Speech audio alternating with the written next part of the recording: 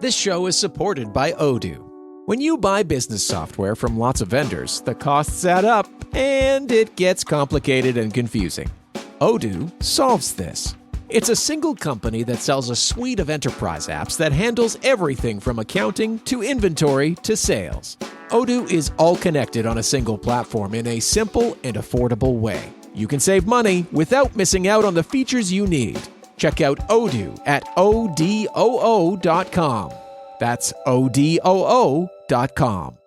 11 years ago, an energy company comes down here. They unearth that. It's a door? We call it the vault. I think whatever is on the other side of that door out there, it's not friendly. I think it's trying to get out. I can open it. I can give them what they want. The entire grid's buckling. It's a domino effect. Everyone hold on to something. What have we done to ourselves? Show me, Agent Blaine. Show me sacrifice. Oh my god. Just lost the Eldridge. Lost! It exploded! As the only one who can get the others through that ship, I'm sorry, but it's going to come down to you. I'm not a leader. I lost something. Something perfect. And I'm gonna bring it home. Killian is so important to what's happening here. Little one's right. Made for this. No! So, it's to be war between us then. I think it must be. Moss versus Dorian. Jesus Christ. Who is this Dr. Graff you keep talking about? You have no cards to play here. Because what's coming, you cannot hope to face without me. Derelict. Season 3. Now crowdfunding. Support us at derelictpodcast.com/war.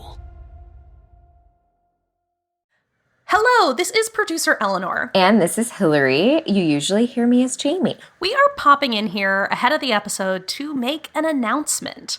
Today's episode is the end of Chapter 8, and at the end of Chapter 9, World Gone Wrong will be coming to an end. We've really loved making this show. Processing our chaotic world through the lens of Jamie and Malik has been an amazing journey. And I know I speak for Michael as well when I say that we found it comforting and cathartic and something so special in our very real friendship. I was really surprised often by how building a story for World Gone Wrong would make something in the real world make more sense for me. I really hope that the show has brought some of that comfort and catharsis to your life too. And we really loved sharing it with you all. And so with that, we also got to say that making independent work is really hard. It takes an enormous amount of time and energy. So we are really sad to be leaving Jamie and Malik, but we know it's time. So what can you expect? After this episode, we have an Arbor Day special by Bob Raymonda coming up in 2 weeks, which is going to be great. And after that, we're going to take a little break to get things sorted for the final chapter. We're working with Jessica Best, whose work you've heard a lot here before. So we'll be back with Chapter 9 at the end of May, and then it will air throughout the summer. I'm really, really excited for our final chapter. What we have planned is fun. It's filled with all the things that make World Gone Wrong our favorite. And we cannot thank those of you enough who have listened and loved Jamie and Malik as much as we have. Seriously, thank you so much for listening and supporting the show. And as always, we hope you are baseline wherever this finds you in the world.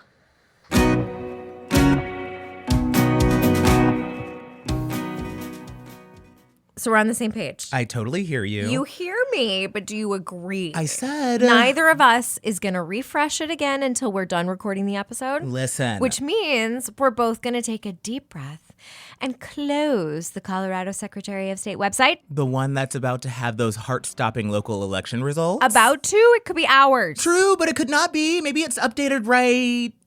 now? It hasn't. So what? We're supposed to just do the whole episode marinating in uncertainty, go about our daily lives like nothing is hanging in the balance, pretend our hearts haven't taken up semi-permanent residence in our throats? Malik. No, I hear it too. Cue life as usual? In that case, do you want to do the intro joke you were talking about? Do I want to say it in front of a microphone is the real question. Okay, here, come on. I'll set you up. Hey, Malik, what do you think of Dwayne "The Rock" Johnson's new movie, Make It Home?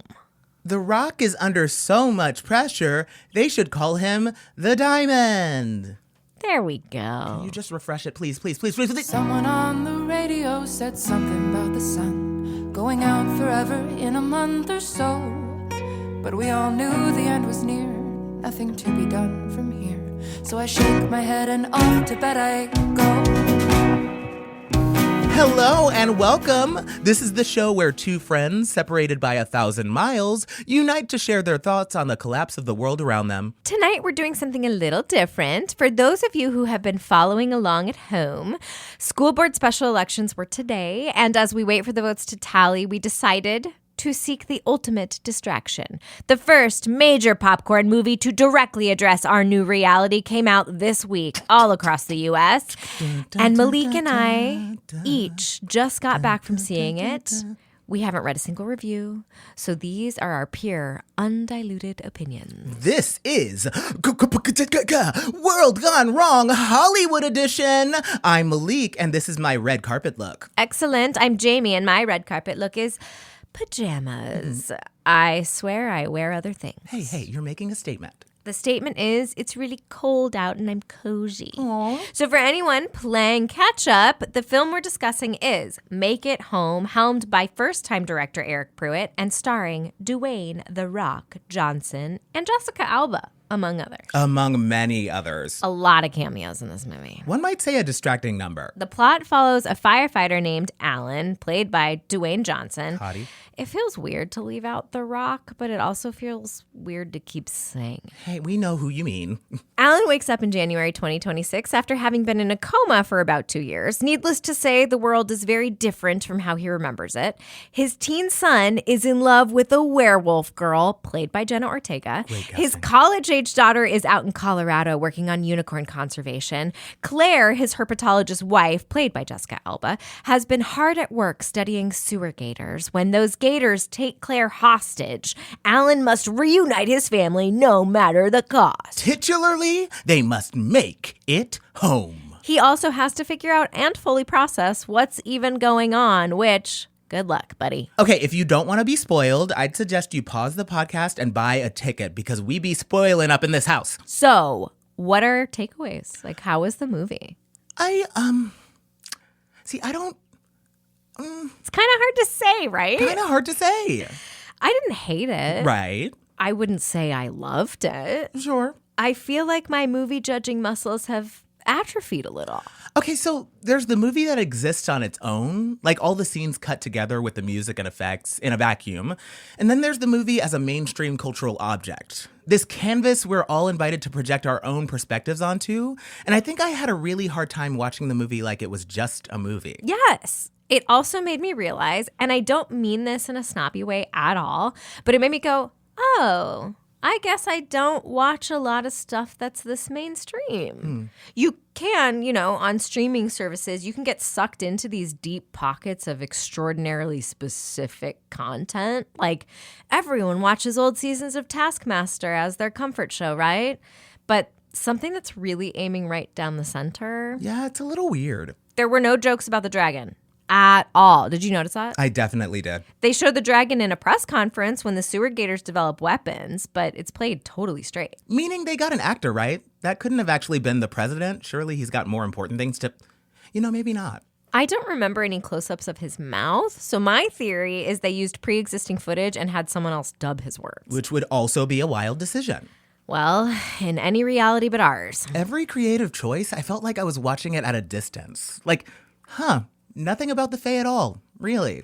Why would you bring in Idris Elba as the head of Neighborhood Watch, have him do his real British accent, and not even brush past what is definitely happening in Britain? The whole movie was very U.S. focused. I don't think the rest of the world got more than like a line or two. And really, it would have taken like 30 seconds to give Idris Elba something resembling a backstory. So I know he's supposed to be Alan's rival, but all the more reason to, humanize him a little. One line explaining why he's so aggressive about Neighborhood Watch. Just something. Well, to be fair, watching the movie try to handle international news would have made me very nervous nervous. Not the most delicate of touches. The scene where Alan stabs a vampire through the back and into the heart with a pickaxe. Yeah, I made note of that too. The whole sequence in the museum basement, frankly. And remembering your deep dive on unicorns, all of the unicorn stuff felt really glaring. Malik, you mean how we need to protect the unicorn population from the evil wolves? You know how all herbivores are peaceful and good and all carnivores are giant, snarling monsters. What can I say? Hollywood loves a false dichotomy. I think at one point there was a shot of The Rock's daughter literally cradling a baby unicorn in her arms, like bottle feeding it. Can't confirm, but that does sound about right. So she's supposed to be this genius conservationist, and instead it all boiled down to the unicorns trust her because of their special connection. I hate that, you know? Like when the female scientist's expertise is just feelings. Not that there's anything wrong with feelings, but you'd never see a male character coded that way. Mm-hmm. It's like, men can be experts, but if a woman knows something... Maybe she's born with it. Maybe it's sorcery. Yeah.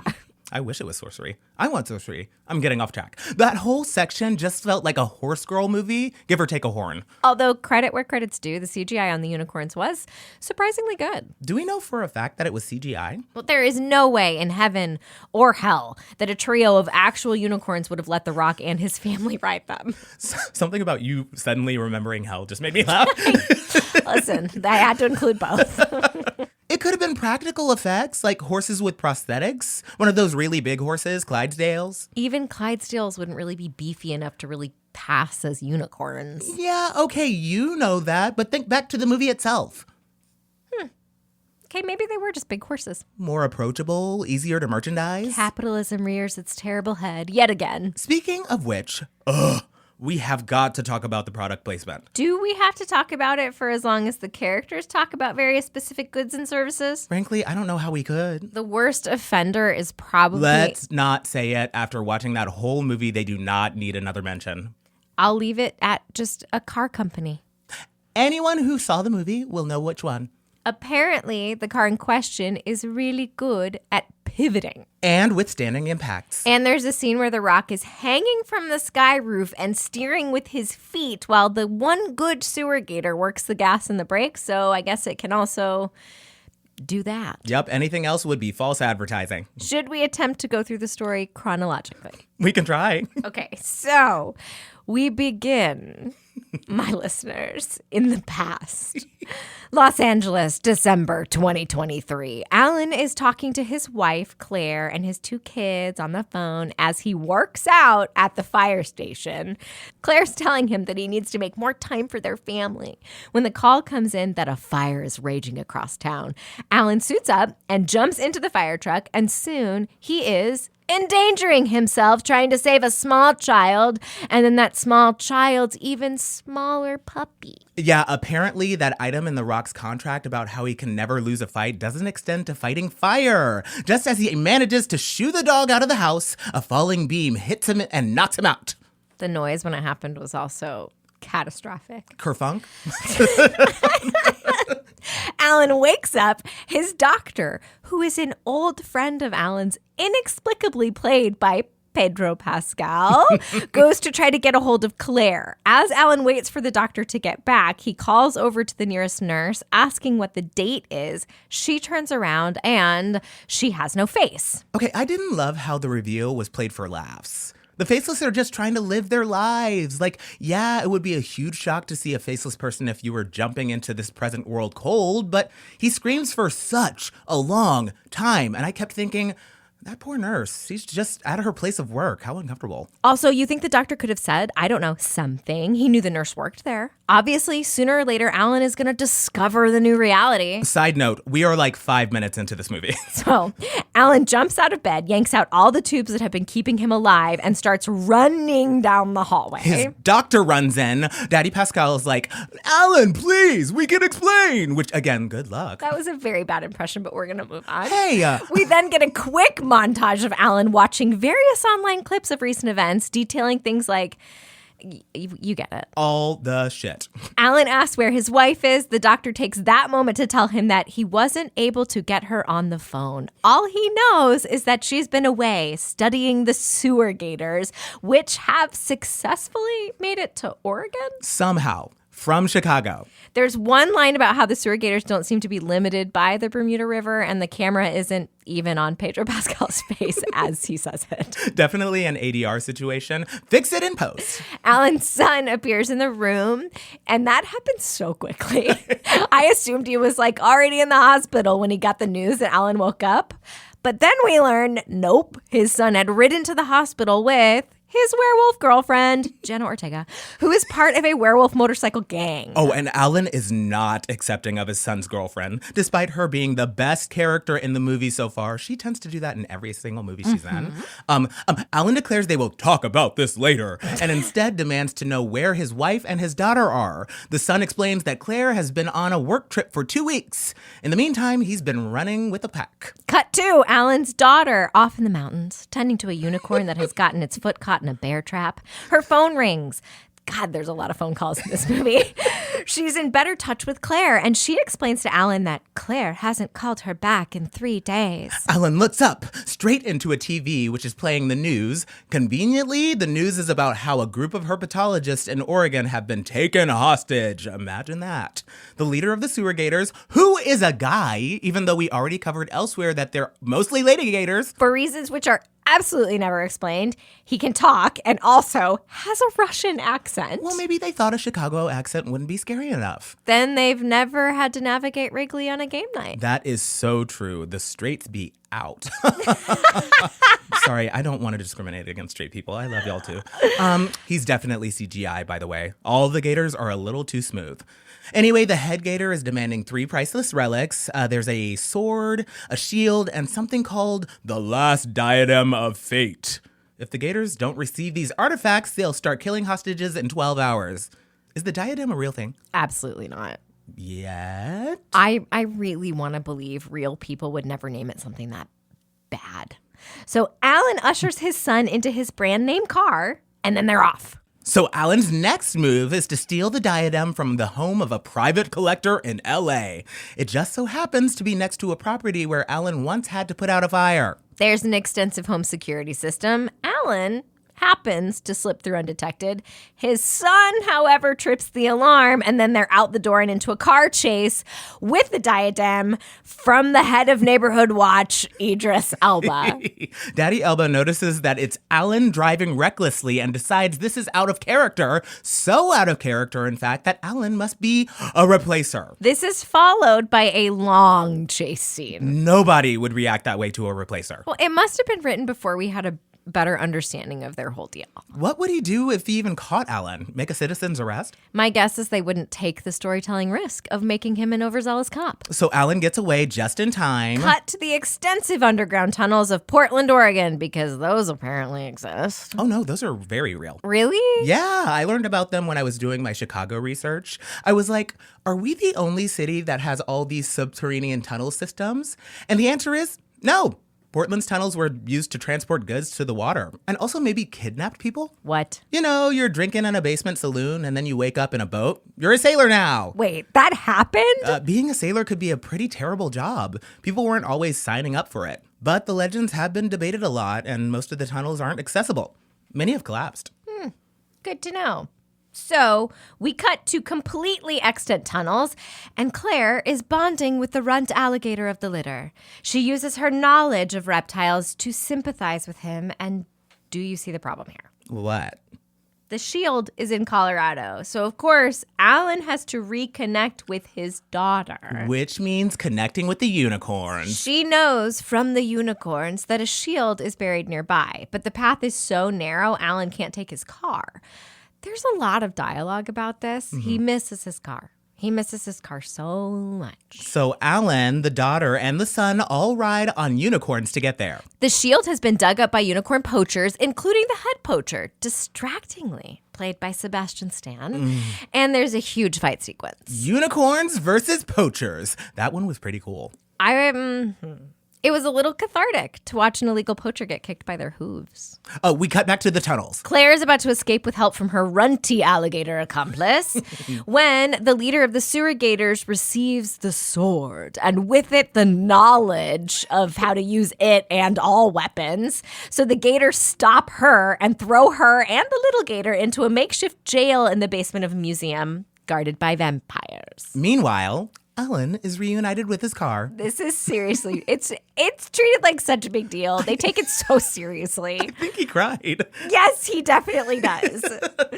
There's another neighborhood watch chase scene for some reason, and then Alan and his 2 kids arrive in Portland just in time to bust down into the basement. Yes. Also, what neighborhood? Anyway, a huge melee ensues. Alan is holding his own because, again, The Rock's contract stipulates that he cannot actually lose a fight, but The Rock's Jr. is cornered. Just then, there's the revving of a motorcycle. The son's werewolf biker girlfriend, Jenna Ortega, has arrived with reinforcements. Also, would you believe it? There's a full moon that night. I wish I could have played the moon, but in spite of that, full Moulin Rouge edition. Okay, so we get a huge werewolves versus vampire showdown. Which, again, was kind of fun. The gators grab Claire and the kids and flee to an underground waterfall. If you're going to tell me that also exists in Portland, Nope, this one is fully pretend. Okay, so Alan drives his car with some help from his gator friend down into the tunnels. Yeah, and we get one last huge fight scene. And spoiler, but given that The Rock contractually can't lose... The ending was kind of a letdown, I thought. Really? Well, after that whole movie and all that buildup, Idris Elba is right. Like, Alan actually is a replacer and he rescues the family, promising them he'll come back for their real dad. Jamie? Yeah? Did you fall asleep while you were watching or something? No, I mean, it held my attention pretty... No, I don't mean that. I mean, what are you talking about? Daddy Pascal was the replacer. Are you sure? Girl, I took notes for this. Well, so did I. Do you think it's maybe time for... Oh, yeah. Let's do an ad break. Ad break.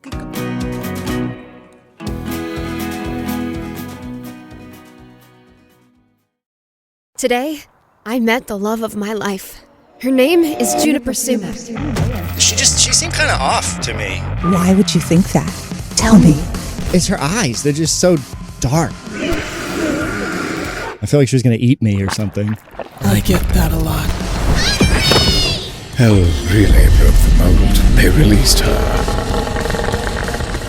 And she is everything. Something's amiss at Juniper's house. Available everywhere this Valentine's Day. World Gone Wrong is brought to you by Shaker and Spoon Cocktail Club. You can improve your at-home mixology skills with a subscription box from Shaker and Spoon.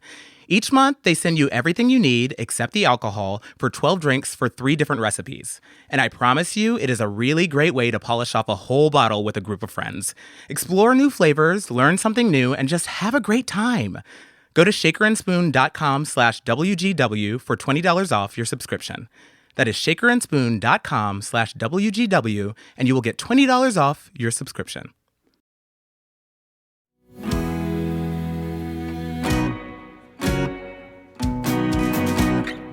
Okay, so we've been reading the reviews for Make It Home, and I don't know how to say this, but... Going by the reviews, it seems like there are multiple different versions of the ending, all playing simultaneously in different theaters across the U.S. Sometimes the replacer is Alan, sometimes it's Pedro Pascal, and sometimes it's Idris Elba. Now, I've been kicking around a couple different theories for what could be going on here. Oh, thank God. Make it make sense. Okay, so theory 1, totally mundane.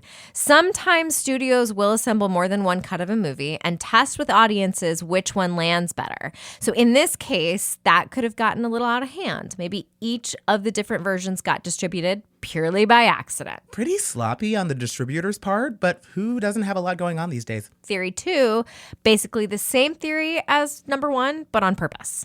But why? I don't know, as a prank, as an artistic statement, publicity. If you're making avant-garde art, why is your medium The Rock? There is precedence for this, kind of. The movie Clue. Clue? Like the board game Clue? Yes. I was kidding. They really made a movie about it? They did in 1985. Tim Curry and Madeline Connor in it. The cast is incredible. And that's not my point. The point is, it's a murder mystery, of course, and there are 3 possible solutions at the end for who did it. The original run of the movie randomly distributed each of the 3 endings to different theaters. That's a bold move. Are the 3 endings equally satisfying? Absolutely not. Oh, okay. Oh. Critics hated it. They dismissed the whole thing as a gimmick. And the thing is, the 3 endings kind of build on each other. So you actually need to watch all of them in a certain order to appreciate the full effect. So the home video version stitches them all together like, here's what could have happened, or maybe it was this. Isn't part of the appeal of a murder mystery that there's only one way the puzzle pieces are meant to fit? The joy of getting the solution is watching everything click into place. Yeah, and Make It Home was absolutely not a murder mystery. But why would they take a gamble that big on a movie this expensive?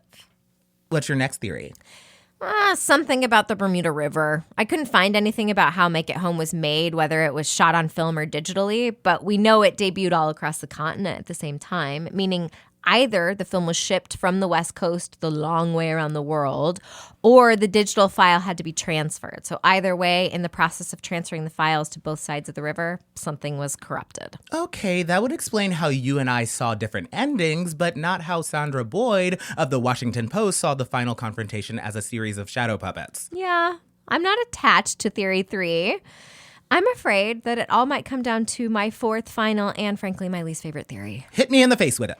The ending to the movie doesn't exist. Hit me again with more exposition. What if they made most of the movie? They made like 90% of the movie, but nobody could agree on how to end the thing. So maybe instead of a bunch of scenes cut together with sound, like you were saying at the start of the show, the conclusion of the film is the blank canvas, a mirror to the soul. Each of us saw the resolution we expected to see. No. You're saying it's my fault that the last line of the movie was about Alan's stupid car? In a way, it would be the safest way you could do a big budget movie. Everyone gets exactly what they think they paid for. Huh. You expect it to wrap up in a by-the-numbers cliche, and there it is. Still trying to wrap my head around this? I have to blame myself for all the product placement? If I had to guess, most of the product placement was just the movie maker shilling. But some combination of pattern recognition and our own cynicism caused your brain to close the loop with another mini car ad. Yep, well, I hate that. It feels even more obtrusive than normal ads, right? Seeding commercials directly into your imagination. Ugh. You know what? What? I'm calling it. I think it's option 4. I really hope we didn't independently dream up the part where The Rock co-pilots his car with a gator. I guess there's no way to know. Yeah. I mean, I could scan all the reviews and make a massive flowchart marking every known ending to the movie to see where it starts to branch and maybe figure out the whys from there. You could, but... Maybe there's something to be said for making peace with the unknown sometimes. Yeah, sometimes, yeah. At some point, you have to pick your hill to die on. There's some stuff where the, Schrodinger's cat is just going to have to keep being alive and dead. And that can feel bad. It can feel terrible just hovering there with both options still technically possible and both futures stretching out before you in your mind for the moment equally real. At some point, even knowing the worst, is better than just hovering in the unknown. Jamie? Yes, Malik? Can we, for the love of God, can we check the site and see if you made it on the school board? What score do we give Make It Home? Oh my God. I'd say 3 out of 5. It was a total mess, but seeing characters wrestle with the actual stuff we've been wrestling with on the big screen. Assuming the screen was even showing us what we thought it was, which is an open question. Jessica Alba did a great job. She delivered her lines with a straight face, which was all I could ask of her. Now, on to the election. Nope, you need to give us your score. 1 thumb up. Out of how many thumbs? The standard number of thumbs, Jamie. Do we really want to tell our audience? No, you make a solid point. Plus, I'm a little surprised you'd give it 50%. 1 thumb out of 3, duh. Can I open up this tab and refresh it? Yeah, hang on. Let me do the same. Jamie? It's loading. It's just loading really slowly. Jamie? Yeah. On behalf of the great state of Colorado, let me be the first to congratulate. Holy shit, I won. It would be pretty messed up if I said that and you didn't. Yes, Jamie, you won. Oh my God, holy shit. Great work. Wow, Wow, I kind of forgot how it feels for something to actually work out. I can't believe it. Oh, we should have champagne to pop or something. Thank you, Malik, for helping me with all the words. And thanks to Wendy. Hi, Wendy. Oh, yes. Thank you for listening to the show, Wendy. Thank you to everyone who voted for me. I think I'm genuinely excited to roll up my sleeves, these little pajama sleeves, and start working on this. All right, it is Celebrate O'Clock, and we are getting out of here. I'm Malik, and with me is school board member Jamie. Hello. We know things are getting weirder every day, but apparently some days there's something you can do about it. We hope you're all baseline, and we wish you all a better tomorrow. Holy shit. Now you can get them. And even when it's ashes, there'll be part of me that wishes we could stay. Jamie and Malik are played by Hilary Williams and Michael Turrentine. This episode was written by Jessica Best. Directed and edited by Jeffrey Nils Gardner. Our show art is by Carly Fairbanks. And our bangin' theme song is Falling in Love at the End of the World by Olivia and the Lovers. World Gone Wrong is produced and created by Jeffrey Nils Gardner and Eleanor Hyde.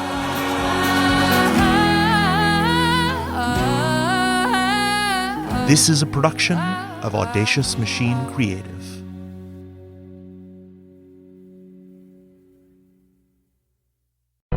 The Fable and Folly Network, where fiction producers flourish.